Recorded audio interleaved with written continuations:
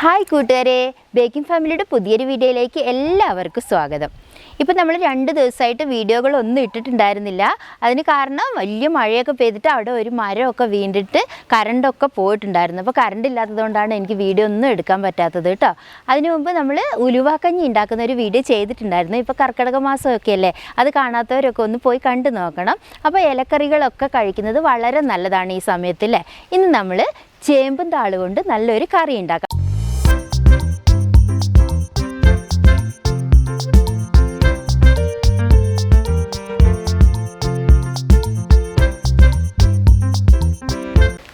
മഴയൊക്കെ പെയ്തപ്പോൾ നോക്കിയാൽ ചീനിയിൽ എന്തോരം കാന്താരി മുളകാണെന്നറിയാം ഉണ്ടായി നിൽക്കുന്നത്. അപ്പോൾ നമ്മൾ താള് കറി വെക്കുമ്പോൾ എപ്പോഴും നമ്മൾ കാന്താരി മുളക് ഉപയോഗിച്ചിട്ട് വെക്കുക കേട്ടോ. കാന്താരി മുളക് ഇട്ടിട്ടുണ്ടെങ്കിൽ അതിന് നല്ല ടേസ്റ്റ് ആയിരിക്കും, അപ്പോൾ ഗുണവും കൂടുതലാണല്ലോ. അപ്പോൾ ഇന്ന് നമുക്ക് കാന്താരി മുളക് ഇട്ടിട്ട് നല്ല അടിപൊളി ചേമ്പും താള് കറി വെക്കാം.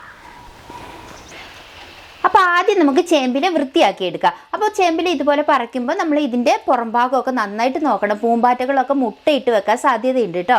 അപ്പോൾ എല്ലാം നന്നായിട്ട് നോക്കുക. എട്ടുകാലിയൊക്കെ കൂട് കൂട്ടിയിട്ടുണ്ടാവും. എല്ലാം നോക്കി നന്നായിട്ട് കഴുകിയെടുക്കുക കേട്ടോ. എന്നിട്ട് നമുക്കിത് നന്നാക്കി എടുക്കാം. നന്നാക്കി എടുക്കുമ്പോൾ നമ്മൾ ഇതുപോലെ കത്തി വെച്ചിട്ട് ഈ നാരൊക്കെ ഇതേപോലെ കളയുക. ഇങ്ങനെ വലിച്ച് കളയുക. നമ്മൾ മത്തൻ്റെ ഇലയൊക്കെ നന്നാക്കില്ലേ, അതേപോലെ നന്നാക്കുക കേട്ടോ.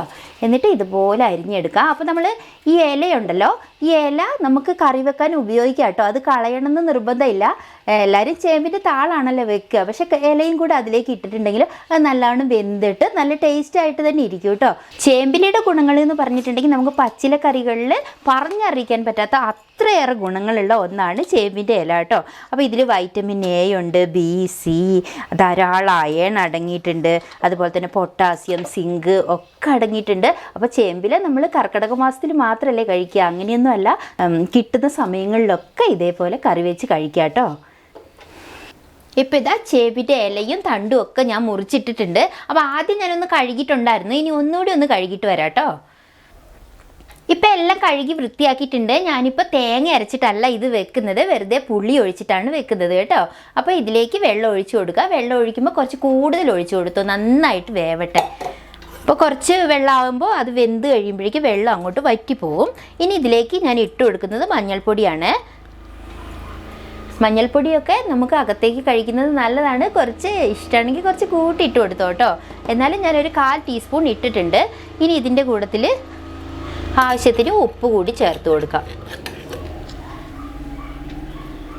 ഇനി നമുക്ക് ഇതിൻ്റെ കൂടെ ഒരു കൊടംപുളി ഒരെണ്ണം ഇട്ടാൽ മതി കേട്ടോ. ഇത് കുറച്ച് ചേമ്പിൻ്റെ താളല്ലേ ഉള്ളൂ. അപ്പോൾ ഒരു കൊടംപുളി നന്നായിട്ട് കഴുകിയിട്ട് ഇതിലിട്ട് കൊടുക്കുക. അപ്പോൾ വാളംപുളിയാണെങ്കിൽ ഒരു നെല്ലിക്ക വലുപ്പത്തിൽ പുളി എടുത്തിട്ട് പിഴിഞ്ഞിട്ട് ഇതിലേക്ക് ഒഴിച്ചു കൊടുത്താൽ മതി കേട്ടോ. ആ പുളിയും കൂടെ കിടന്നിട്ട് എല്ലാം കൂടി ചേർന്നൊന്ന് വേവട്ടെ. താളവിടെ വേവുമ്പോഴേക്കും ഞാനിപ്പോൾ ഒരു കുടം വെളുത്തുള്ളി, ഒരു 10 അല്ലിയൊക്കെ ഉണ്ട് കേട്ടോ.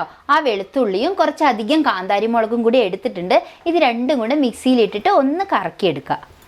താള് വേവാനായിട്ട് ഒരു 5 മിനിറ്റ് സമയം വരെ വേണ്ട കേട്ടോ. അപ്പോഴേക്കും നന്നായിട്ട് താള് വേവും. ഇപ്പം തന്നെ ഏകദേശം വെന്തിട്ടുണ്ട് കേട്ടോ. നമ്മൾ കർക്കിടക മാസത്തിൽ ഇതേപോലെ ഇലക്കറികളൊക്കെ കഴിക്കുന്നത് വളരെ നല്ലതല്ലേ. അപ്പം നമ്മൾ 10 ഇല തോരനൊക്കെ ഉണ്ടാക്കും അല്ലേ, 10 ഇലകളൊക്കെ കൂട്ടിച്ചേർത്തിട്ട്.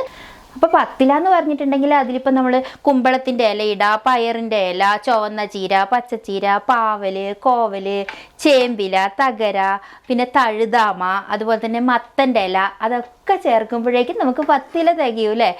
പക്ഷെ പണ്ട് കാലത്തൊക്കെ അതൊക്കെ കിട്ടാൻ വലിയ ബുദ്ധിമുട്ടൊന്നും ഉണ്ടായിരുന്നില്ല. ഇന്ന് നമുക്ക് പച്ചിലകളൊന്നും ഒരുപാടൊന്നും കിട്ടുന്നില്ല. ഒരു ചീര തന്നെയാണെങ്കിലും നമ്മളെല്ലാവരും പുറത്തുനിന്നൊക്കെയല്ലേ വാങ്ങല്. ചില വീടുകളിൽ മാത്രമേ സ്വന്തമായിട്ട് ഉണ്ടാക്കുന്നൊക്കെ ഉള്ളൂ കേട്ടോ. അപ്പോൾ ഇപ്പോൾ നമ്മുടെ ചേമ്പിൻ്റെ താള് നന്നായിട്ട് വെന്തിട്ടുണ്ട്. ഇനി നമുക്ക് വേണമെങ്കിൽ ഇതിലേക്ക് മോരൊഴിച്ചിട്ട് തേങ്ങ അരച്ചിട്ട് കറി വെക്കാം. അതാണെങ്കിൽ നല്ലൊരു ചാറുകറി ആയിരിക്കും. അപ്പോൾ ഇതുപോലെയാണെങ്കിലും കുഴപ്പമൊന്നുമില്ല, നമുക്ക് ഒത്തിരി ചോറുണ്ണാൻ പറ്റും കേട്ടോ. നല്ലൊരു കറിയാണ്. ഇനി നമുക്കിതിലേക്ക് താളിച്ചൊഴിച്ചാൽ മതി, അപ്പോഴേക്കും നമ്മുടെ കറി റെഡിയാവും. ഇനി ഒരു പാൻ അടുപ്പത്ത് വെച്ചിട്ട് അതിലേക്ക് വെളിച്ചെണ്ണ ഒഴിച്ചു കൊടുക്കാം. ഞാൻ 1 ടീസ്പൂൺ നിറച്ച് ഒഴിച്ചു കൊടുത്തിട്ടുണ്ട് കേട്ടോ. വെളിച്ചെണ്ണ ചൂടാവുമ്പോൾ നമുക്ക് കുറച്ച് കടുക് ഇട്ടൊന്ന് പൊട്ടിച്ചെടുക്കാം. കുറച്ച് കടുക് ഇട്ട് കൊടുത്തിട്ടുണ്ട്. കടുക് ഒന്ന് പൊട്ടട്ടെ. കടുക് പൊട്ടിക്കഴിഞ്ഞിട്ടുണ്ട്. ഇനി നമ്മൾ നേരത്തെ ചതച്ച് വെച്ചിട്ടുണ്ടായിരുന്നില്ലേ വെളുത്തുള്ളിയും പച്ചമുളകും, അത് ഇതിലേക്ക് ചേർത്തിട്ടൊന്ന് മൂപ്പിച്ചെടുക്കാം കേട്ടോ.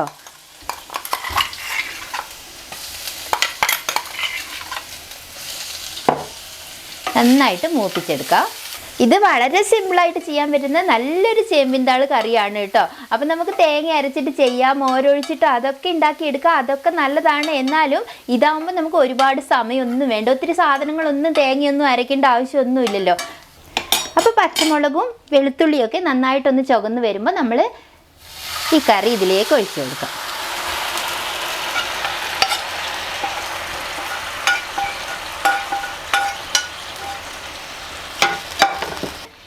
ഉപ്പൊക്കെ ആവശ്യത്തിന് ഉണ്ടോ എന്നൊന്ന് നോക്കുക. ഇനി വേണമെങ്കിൽ നമുക്ക് ഈ പുളി അങ്ങ് എടുത്ത് കളയാം, ഒരുപാട് പുളി വേണ്ടാന്നുണ്ടെങ്കിൽ.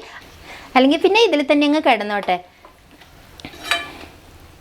ഇനി ഒന്നങ്ങ് തിളച്ചാൽ മതി, നമുക്കിത് വാങ്ങി വെക്കാം. അപ്പോൾ വളരെ പെട്ടെന്ന് തന്നെ നമ്മുടെ ചേമ്പിൻതാള് കറി ഇവിടെ റെഡി ആയിട്ടുണ്ട്. അപ്പോൾ നിങ്ങളെല്ലാവരും ഉണ്ടാക്കി നോക്കുക. നമുക്ക് ചേമ്പിലേക്ക് വെറുതെ കിട്ടുന്നതല്ലേ എന്ന് വിചാരിച്ചിട്ട് ഇതൊന്നും ഉണ്ടാക്കാതിരിക്കരുത് കേട്ടോ. നമ്മളെല്ലാവരും ഉണ്ടാക്കി നോക്കുക. കർക്കിടക മാസത്തിലൊക്കെ ഇത് കഴിക്കുന്നത് ഗുണങ്ങളേറെയാണ് കേട്ടോ. അപ്പോൾ എല്ലാവരും ഉണ്ടാക്കി നോക്കുക. വീഡിയോ ഇഷ്ടപ്പെട്ടാൽ ലൈക്ക് ചെയ്യാൻ മറക്കരുത്. അടുത്തൊരു നല്ല റെസിപ്പി ആയിട്ട് ഉടനെ വരാട്ടോ. അതുവരേക്കും എല്ലാവർക്കും നന്ദി.